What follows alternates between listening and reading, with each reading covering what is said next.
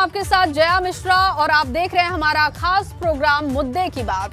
और आज बात मैनपुरी से एटा तक अखिलेश की लाल हुंकार की, क्योंकि अखिलेश यादव एक बार फिर से अपने रथ पर सवार होकर यूपी फतह करने निकले हैं। अखिलेश यादव की विजय यात्रा मैनपुरी के क्रिश्चियन मैदान से एटा के लिए रवाना हुई और इस दौरान अखिलेश यादव ने भाजपा पर कई तीखे हमले किए। ये अखिलेश की विजय यात्रा का 8वां चरण है, लेकिन इस बार उनकी नजर मैनपुरी, एटा और कासगंज की सीटों पर है, जहां पिछली बार भाजपा ने बड़ी सेंधमारी की थी, लेकिन इस बार अखिलेश पूरा हिसाब बराबर करने के मूड में दिखाई दे रहे हैं।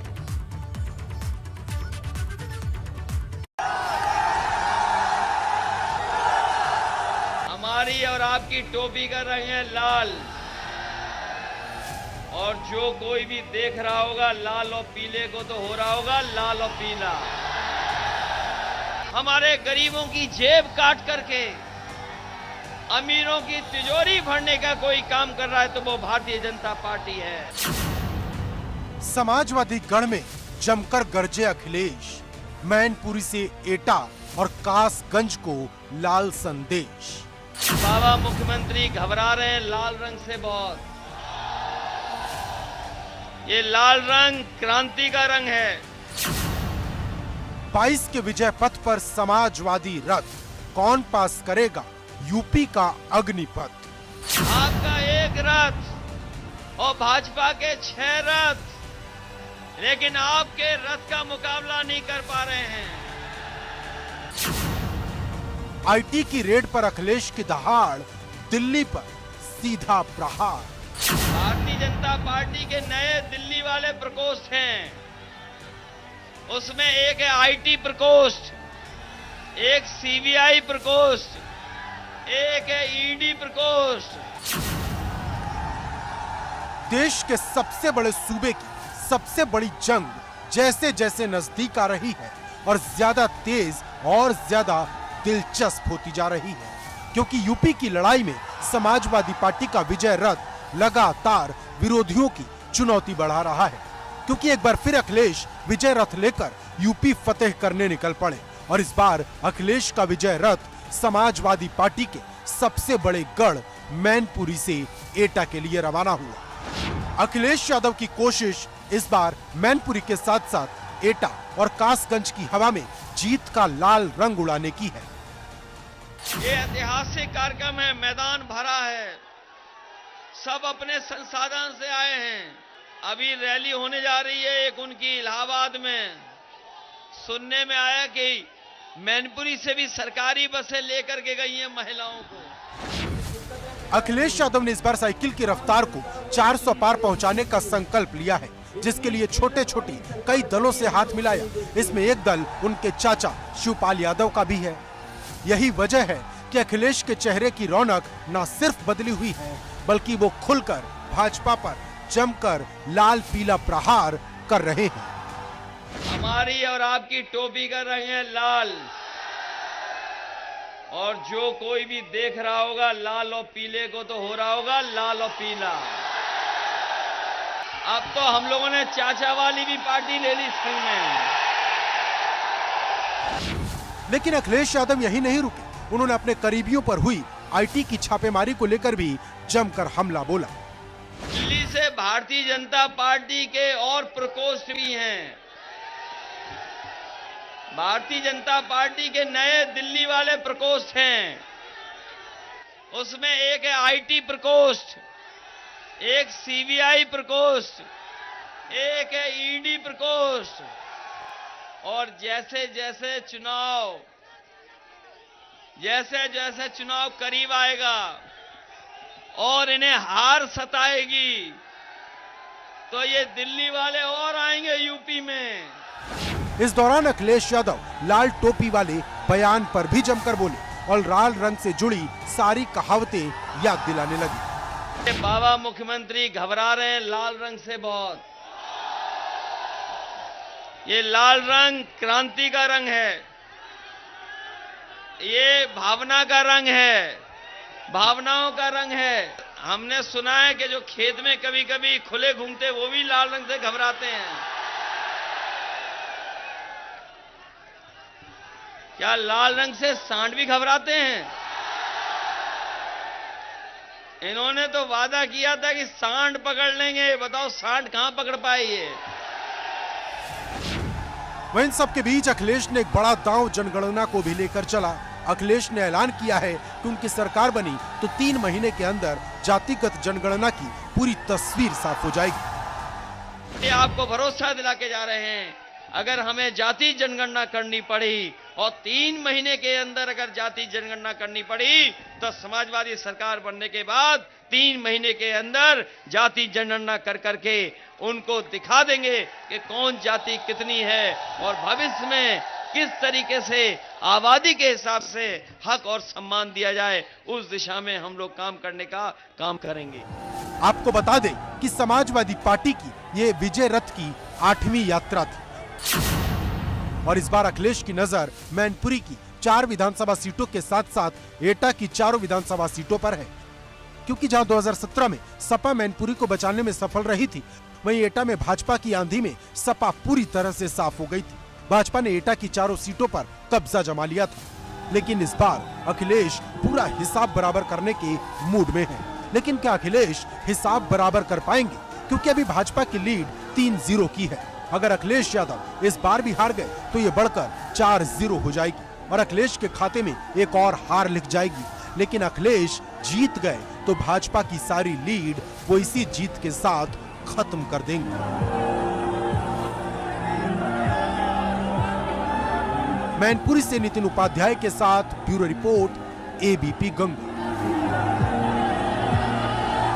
1000 करोड़ की सौगात की, क्योंकि प्रधानमंत्री मोदी ने आधी आबादी को साधने के लिए सबसे बड़ा दांव चला है। आज प्रयागराज में महिलाओं को लेकर पीएम मोदी ने बड़ा ऐलान किया और विश्वास दिलाया है कि महिलाओं के लिए जितने काम उनकी पार्टी ने किए उतना किसी ने नहीं किया होगा।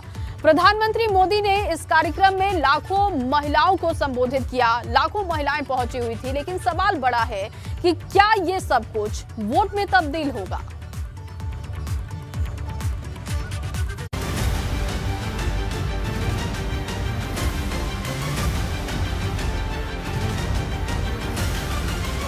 आधी आबादी वाला दांव, किसके मजबूत होंगे पांव? महिलाओं को मोदी की सौगात, क्या योगी के लिए जीत की पिच होगी तैयार? उत्तर प्रदेश में एक बार फिर कमल खिलाने के लिए, एक बार फिर भाजपा का परचम लहराने के लिए और एक बार फिर योगी को सीएम बनाने के लिए प्रधानमंत्री मोदी ने अपना सबसे बड़ा दांव चल दिया है।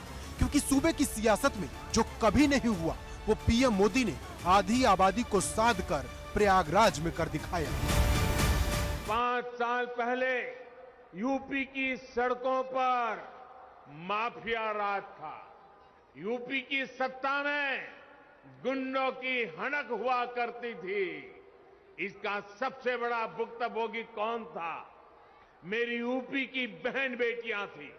आप कुछ कह नहीं सकती थी, बोल नहीं सकती थी, क्योंकि थाने गई तो अपराधी बलात्कारी की सिफारिश में किसी को फोन आ जाता था।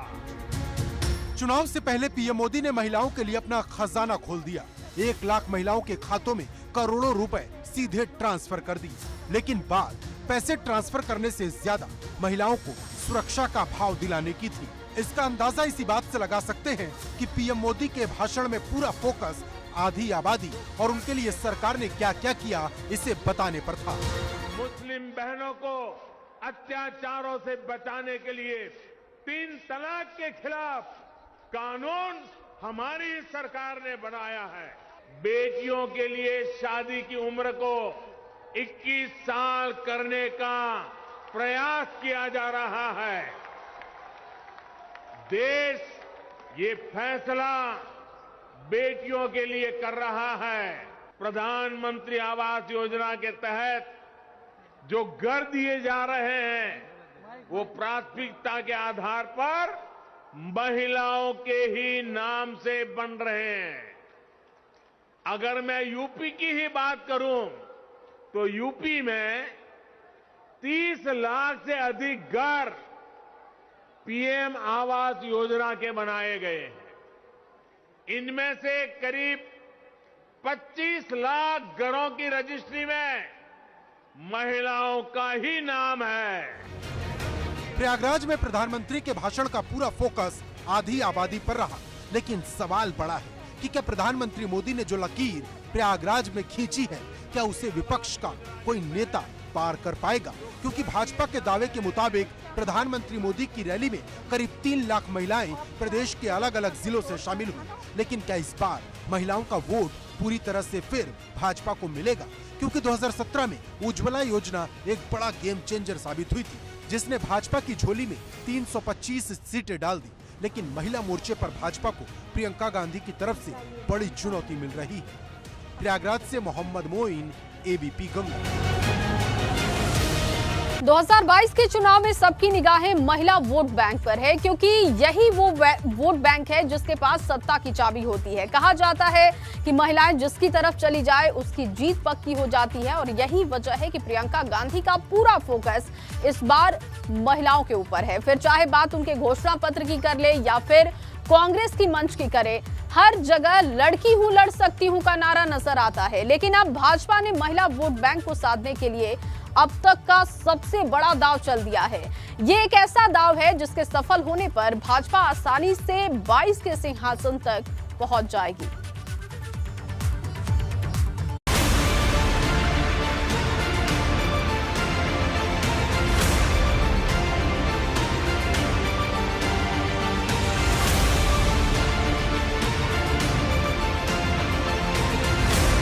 यूपी की चुनावी बाजी, साइलेंट वोटर किस पर होंगे राजी? 6 करोड़ वोट से बदलेगा यूपी का सियासी मिजाज। महिलाओं पर दावेदारी, कौन किस पर पड़ेगा भारी? प्रयागराज में प्रधानमंत्री मोदी का महिला सशक्तिकरण पर जोर देना सिर्फ संयोग नहीं है, ये राजनीति का वो प्रयोग है जो भाजपा के लिए हमेशा फायदे का सौदा रहा है। क्योंकि बिहार में एनडीए की वापसी में साइलेंट वोटर ट्रम्प कार्ड साबित हुआ, लेकिन इस वोट बैंक की सबसे खासियत ये है कि यह आखिरी वक्त तक अपने पत्ते नहीं खोलता है, और जब खोलता है तो पूरे चुनाव की हवा बदल देता है।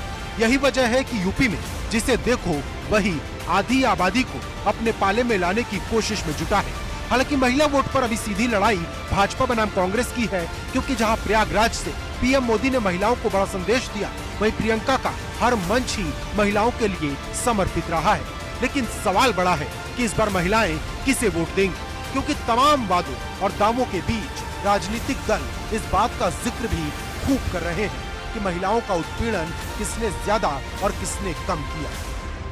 5 साल पहले यूपी की सड़कों पर माफिया राज था।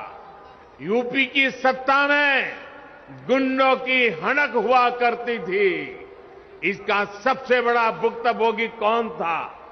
मेरी यूपी की बहन बेटियां थी। आप कुछ कह नहीं सकती थी, बोल नहीं सकती थी।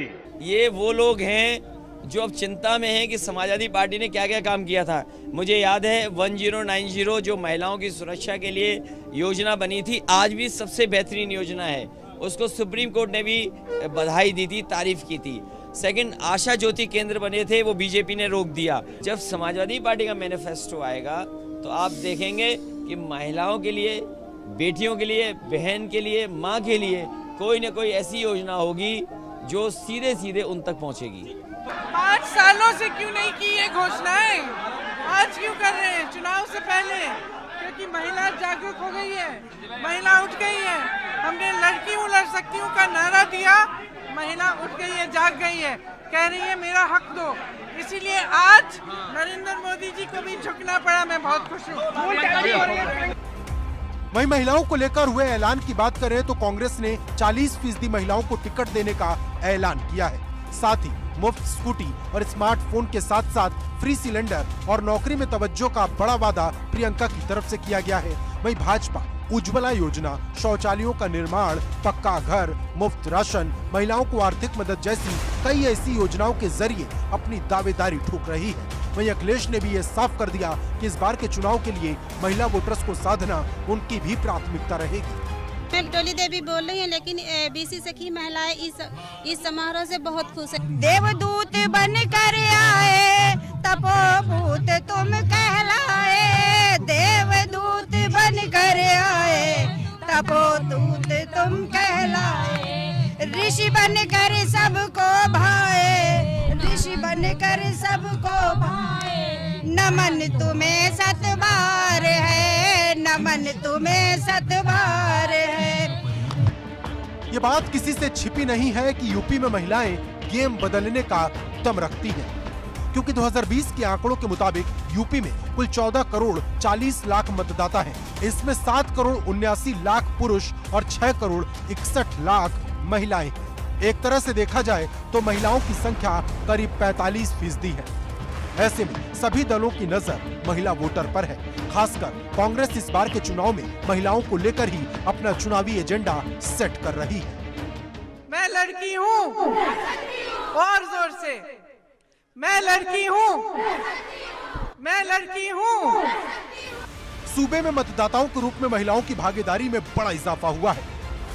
पिछले 3 दशकों में महिलाओं के वोट बैंक में करीब 15% की वृद्धि हुई है, जो कि बढ़ती राजनीतिक चेतना के साथ साथ महिलाओं की चुनावों में बढ़ती रुचि का संकेत है। इसका मतलब यह भी है कि महिलाएं राजनीतिक रूप से एक निर्णायक वोट बैंक के रूप में उभर रही हैं। पहली बार साल 2017 के चुनावों में अपने मताधिकार का प्रयोग करने में महिलाओं ने पुरुषों को पछाड़ दिया था और अखिलेश को यूपी का सुल्तान बना दिया था। लेकिन 2017 और 2019 में महिलाओं का झुकाव भाजपा की तरफ दिखा तो यूपी में हर तरफ कमल खिल गया। लेकिन अब सवाल तो 2022 के चुनाव का है कि आखिर इस बार ये साइलेंट वोटर किधर जाएंगे, क्योंकि यूपी में हवा किस तरफ बह रही ये बात हर वोटर बता रहा, लेकिन इस हवा को बदलने वाला साइलेंट वोटर अभी पत्ते नहीं खोल रहा। प्रयागराज से मोहम्मद मोइन के साथ bureau report, ABP Ganga. Akhilesh Yadav इस चुनाव में दोगुना जोश के साथ मैदान में दिख रहे हैं। इसके पीछे वजह है उनकी गठबंधन नीति। दरअसल अखिलेश अब तक करीब 1 दर्जन छोटे दलों के साथ गठबंधन कर चुके हैं और इस लिस्ट में एक नाम उनके चाचा शिवपाल यादव की पार्टी का भी है। शिवपाल यादव की पार्टी से सपा का गठबंधन होगा, इसका इंतजार सबसे ज्यादा इटावा और उसके आसपास के उन जिलों में था जो मुलायम परिवार का राजनीतिक गढ़ माना जाता है। इस गठबंधन के लिए शिवपाल यादव वैसे तो बेसब्री से इंतजार कर रहे थे, लेकिन अखिलेश की दिलचस्पी कुछ कम दिखाई दे रही थी। लेकिन अब जब ये गठबंधन हो चुका है तो सवाल बड़ा है कि क्या दिल मिलने के बाद दल भी मिलेंगे।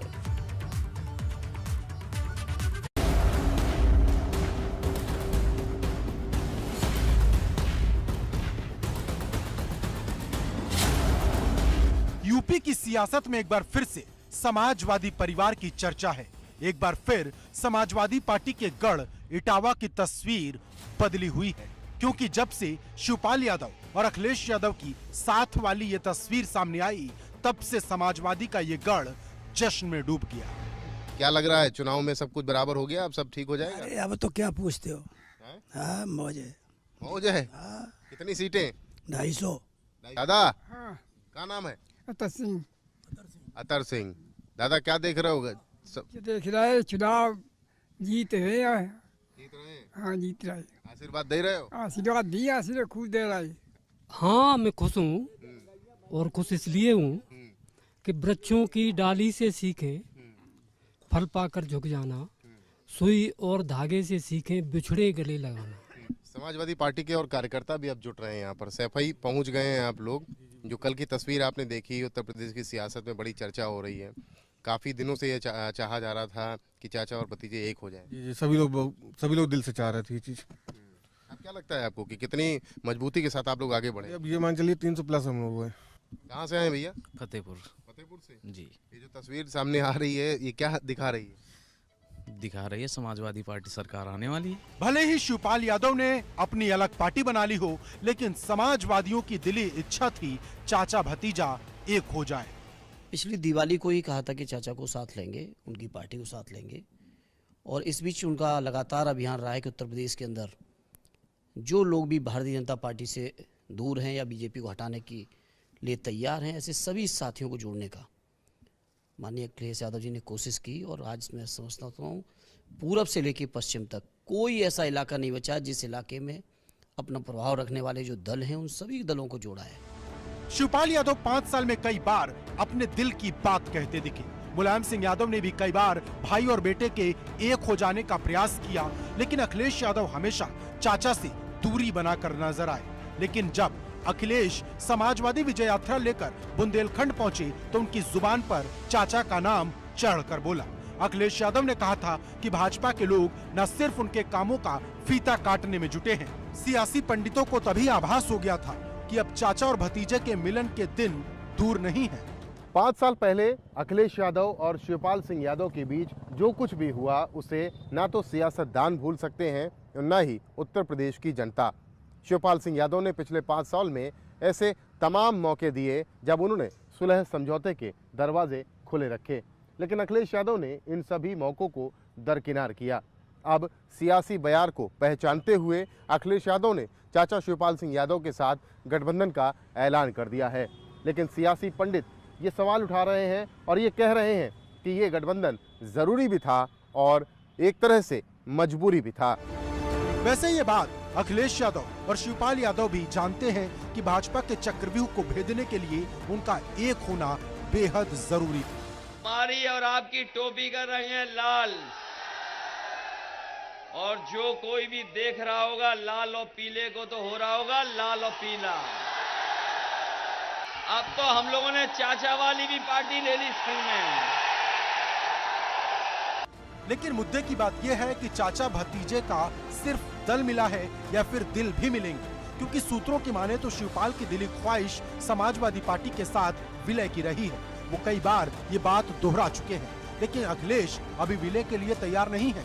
वहीं एक सवाल इस बात का भी है कि क्या चाचा भतीजे आने वाले दिनों में एक मंच पर होंगे। रतीश त्रिवेदी के साथ ब्यूरो रिपोर्ट, ABP गंगा।